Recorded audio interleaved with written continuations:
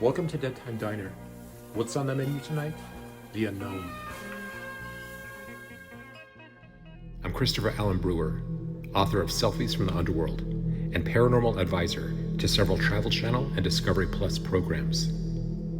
As a Lakota Sioux, I was raised with many tribal beliefs, one of which regarded a spirit world. I grew up haunted with several supernatural experiences. My Lakota name is Matod Chante, and the supernatural is encoded deep inside my DNA.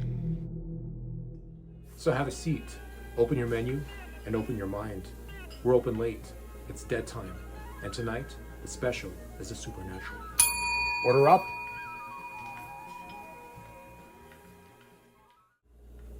Earlier this year, I spent a night at the Horseshoe in Las Vegas. Most people know it as the former Bally's Hotel and Casino, but back in 1980, when it was the original MGM Grand, a fire broke out in the deli restaurant that killed 87 people.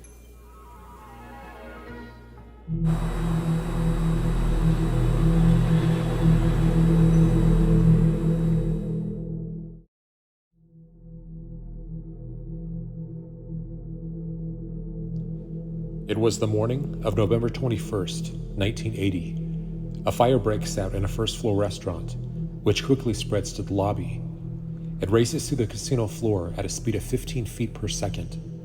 A massive fireball blows out the front entrance, and thick black smoke travels down corridors, stairwells, and elevators. Within 6 minutes, the entire casino is engulfed in flames. As the fire overtakes the switchboard room, only those on the casino floor were able to be warned. The hotel guests on the upper floors were completely unaware of the fire until it was too late. The majority of them would die from toxic fumes and smoke inhalation.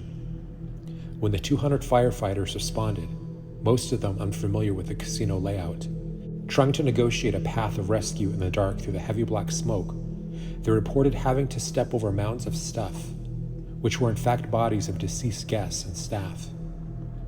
Many of the guests broke out windows of their rooms, as there were no modern filtration systems to eliminate the smoke, but the fire ladders were only able to reach the 9th floor. The broken windows only allowed the rising smoke to fill the rooms, while those on the ground had to keep dodging shards of glass. For over an hour, the sound of glass never stopped. The Barbary Coast Casino across the street became an evacuation center, and 2 refrigerated semi-trailers were parked nearby and used as temporary morgues to hold the bodies of the victims until they could be identified. In all, 87 people perished in what would be the deadliest disaster in Nevada history, and one of the deadliest hotel fires in U.S. history, mostly due to overlooked, faulty, negligent, and non-existent safety measures. This tragedy would lead to a reformation of safety codes in hotels everywhere, and the result of such an injustice is said to have created the supernatural activity still reported throughout the hotel and casino. In 1986, this casino hotel was sold to Bally's. Then in 2022, it was renamed the Horseshoe. The tower, where most of the deaths occurred, still stands and is still in use. Over the years, apparitions of the dead have been witnessed on many of its floors and in the stairwells where the victims perished. Staff has cited shadowy figures, reported flickering lights, and the sounds of coughing and screaming. Elevators inexplicably take guests to different floors where several deaths had occurred. What's more, unknown passengers are said to suddenly appear in the elevators and vanish, or exit on the floor where fatalities were reported, dematerializing in the hallway. Spirit photographer James Manda, who was featured on Paranormal Night Shift in My Ghost Story, booked a room with me at the Horseshoe. We're collectively known as Future Ghost and have been exploring the supernatural together for nearly 20 years. We obtained a coroner's report from the tragedy and visited the original tower. The areas where the bodies were found were marked with red X's. There were many of them. So many people had lost their lives in such a horrible, unjust way, one which could have been prevented had many safety measures been followed. Safety measures which we often take for granted in our day and age.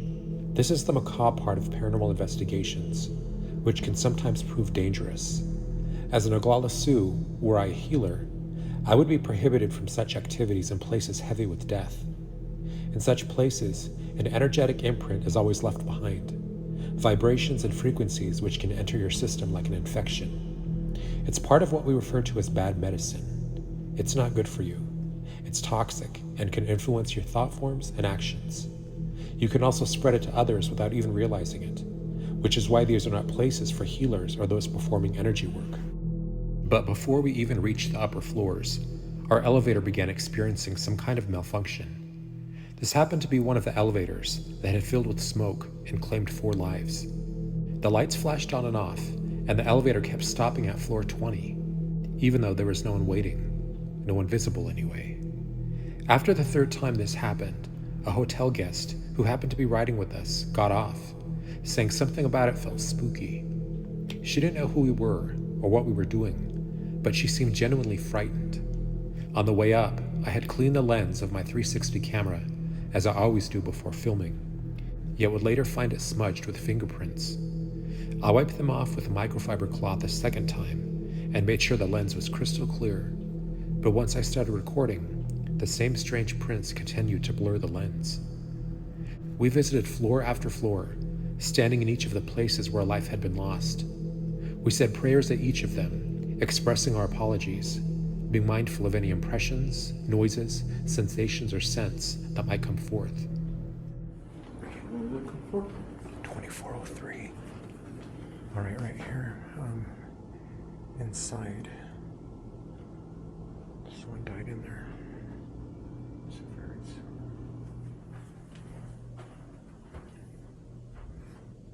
It's creepy. That's there too. So he was half in, half out right here. He couldn't even make it to the elevator. This must have just been all black smoke, this whole place. 4 males, 3 females in the lobby. On one particular floor, as we approached one of the red X's on the map, in an area where a victim was attempting to reach the elevator, we spotted an alcove with an ice machine. I expressed my empathy for the victim who had died nearby, knowing that there were no fire hoses, fire hydrants, or even sprinklers to put out the flames. As I stood near the elevator, allowing my thoughts to wander, I kept getting the image of water over and over. I felt a pressure on my left leg and rubbed at it, thinking it was most likely tension from so much walking. I began stepping closer and closer to the alcove and the red X on the map of the coroner's report, when suddenly a loud, metallic bang was heard, and water started to pour from underneath the ice machine. Oh my God.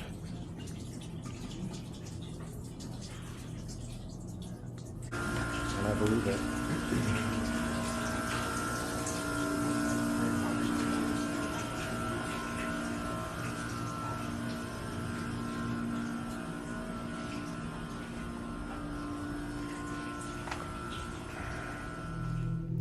We went floor after floor, down the long hallways, and didn't witness anything else out of the ordinary, though I did feel that strange sensation on my leg a few more times. One time so strongly that I looked down at my leg to make sure something had not caught on it. Later that evening, after we finally retired to our room, we went to sleep.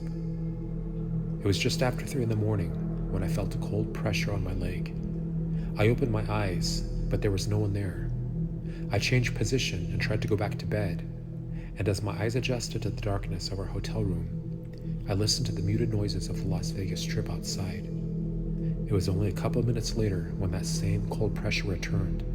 A sensation, I realized, was that of someone gripping my leg, the same pressure I had shrugged off earlier near one of those dark red X marks. I called out to James. "James, someone's touching my leg." I massaged it, and the feeling eventually dissipated, but my dream time afterward was very disturbing.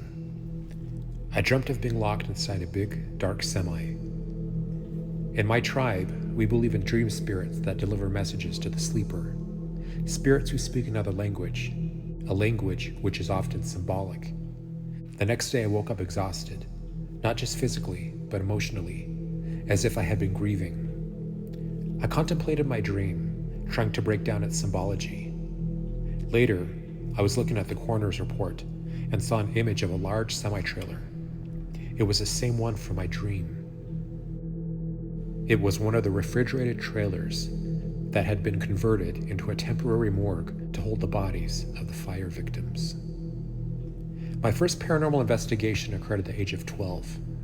As one of the founders of Future Ghost, I have investigated many infamous sites, exploring Alcatraz late in the evening, staying the night in the Queen Mary, wandering about the Winchester Mystery House.